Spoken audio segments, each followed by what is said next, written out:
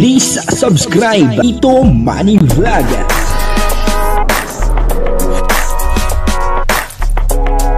Payagan po si Tito Manny Vlog na mag-reactor para pambiling gamot sa kanya pong karamdaman. Wala man siyang records ng ng awayan.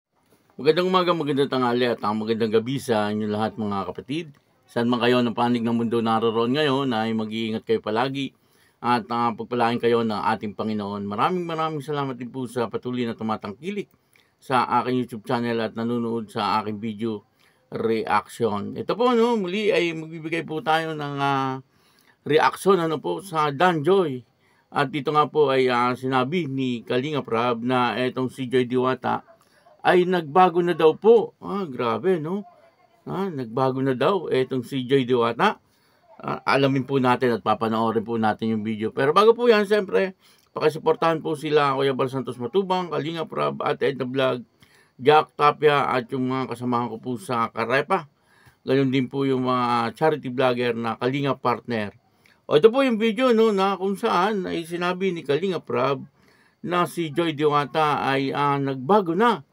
Alamin po natin ito po yung video. Ang kabuuan po ng video ito ay mapapanood po natin sa YouTube channel ni Kalinga Prab. Masama ang ko kasi. Ano nangyari sa inyo? Ha? Ano nangyari po? Kaya wala ko nakikinig. Hindi ka na naman. Baka lalo ko mahirapan na lang. Bakit po? Hindi ko alam. Check up dapat. Kailan pa po, Nay? Dapat ipa-check up ka, Nay. Kaya di ko nga pinapasok. Siguro sabi ko wala akong kasama. Naku. Ano na lang? Libangan nyo na lang po yan. O kung may maisip ko yung ibang yung pwede nyo itinda na wala pa yung iba. Ganun yung, yun ang maganda. Pag naman, di yun naman ginagaya naman nila. Nakakainis nga. Normal po, Pilipino po talaga ganyan. Buti pa yung live selling ni Joy, no? Yung... No, yung sa Velvet Box. 23,000. Baka naman. Wala, yun mo na yun. Papalitan mo na. Baka may expiration yun. Papalitan nyo na yung check Laki ng kita niya. Nagupulang siya ng ilang oras. May schedule na kayo ulit. Next week na kayo. Malapit na sila ulit. Rotation lang yun Di pa niya nakukuha yung kinita niya pero... Di ba na grabe yung opportunity po yung binibigay namin sa kanila. Sa mga angels. Hindi pasaway. Bahala na basta pag Basta pasaway. ang ano lang naman namin is yung presence nila, di ba? Pag hindi ko sila pwede, magsabi lang kaagad. Yun naman, okay naman si Joy. Yun lang naman yung Saka pag nanonood pati ako, tapos wala siya, tinatawagan ko talaga siya. Yan, tinatawagan ko siya, ginagalitan ko talaga yan. O ba't hindi ka pumunta? Kaya Ano nga. nangyari sa'yo?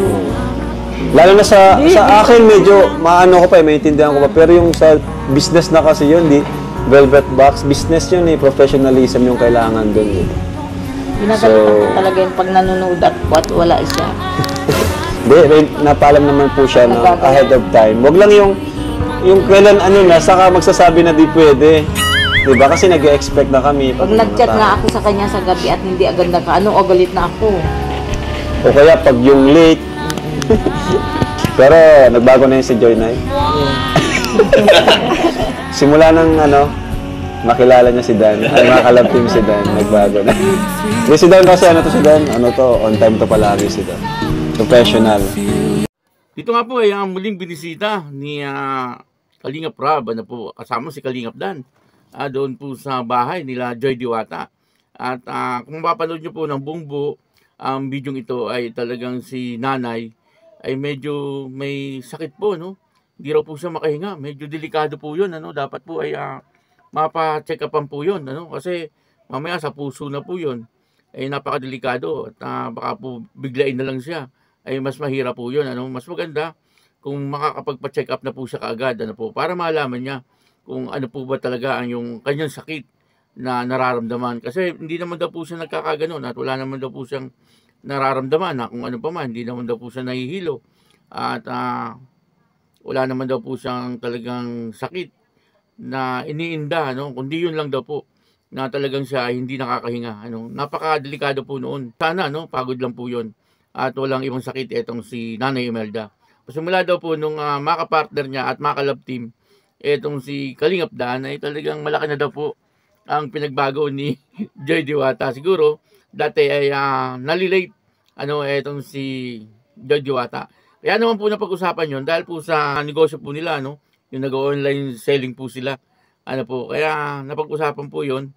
At nasabi nga po ni Kalingap Rob na itong si Joy Diwata ay talagang malaki na po ang pinagbago. Siguro hindi na po siya nalilate. At hindi na po ma-absent. Kagaya po dati. Kasi alam naman po natin lahat na itong si Joy Diwata ay talagang pagdating po sa pag-aaral, ay talagang hindi po mapapa-absent yata itong si Joy Diwata. Lagi po ang first priority niya po ay yung kanyang pag-aaral, bago po yung mga ibang bagay. Kaya siguro siya nalilate kasi ay minsan nag-aaral po siya. At hindi niya alam yung oras na pala. Hindi niya po oras na po pala para sa ibang appointment. Parang gano'n, Kumbaga ay talagang nakatutok po kasi ito sa kanyang pag-aaral. Kaya siguro ay dapat po ay maintindihan na lang kung bakit itong si Joy Diwata ay nagkakaganon. Pero sa ngayon naman ay talagang nagbago na daw po kumbaga ay nahawa dito kay Kalingap Dan kasi napaka-professional daw po ni Kalingap Dan pagdating po sa trabaho. Hindi daw po nalilate etong si Kalingap Dan siguro na pagsabihan ni Kalingap Dan at pinagsasabihan naman daw po nung ina ni Nanay Imelda etong si Joy Diwata. Kapag nga daw po nanonood siya at nakita niya wala itong si Joy Diwata ay talagang tatawagan niya po kaagad etong si Joy Diwata sabihin kung bakit.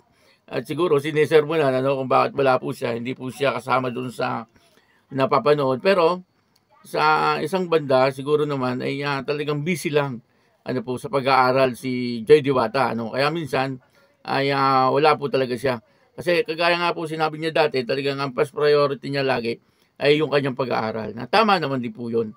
Kaya lang siyempre, po ni Kalingap Rob, dapat daw po ay medyo malayo-layo pa ay magsabi na kung hindi makakapunta o kaya ay medyo malilate.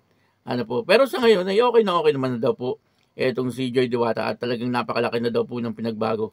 Pasimula nung sila ay naging magka-love team ni Kalingap Dan. Isa lang po ibig sabihin niyan, talagang nagmamature na etong si Joy Diwata. Kumbaga sa ngayon siguro naisip niya na talagang kailangan din po niya, siyempre trabaho po yun pagkatrabaho po talagang kailangan nandiyan ka kung yung kumbaga kailangan ma-manage mo lang yung iyong oras kasi hindi naman pwede po yung trabaho mo papabayaan sayang din po kung kaya namang i-manage yung oras.